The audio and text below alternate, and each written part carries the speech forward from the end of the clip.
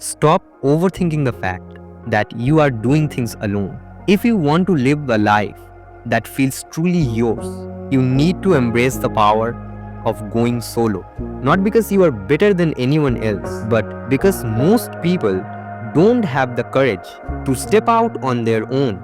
Look around, you see people chasing their dreams, building businesses, traveling the world, or just living life on their own terms. They are not superheroes, they are not perfect, they are human, just like you, with fears, doubts, and insecurities. What sets them apart? They decide to show up for themselves. They understood that doing things alone, whether it's starting a project, hitting the gym, or even just sitting with their own thoughts, builds something most people never tap into, and it's inner strength. When you go solo, you are not just doing a task, you are proving to yourself that you don't need permission or a crowd to make things happen. You are creating a better version of yourself, a better story, a better vibe, a better life. Most people stay stuck because they are waiting for someone else to hold their hand, to validate their choices, or to make it feel safe. But here's the truth. The moment you start doing things alone, you unlock a kind of freedom that's rare.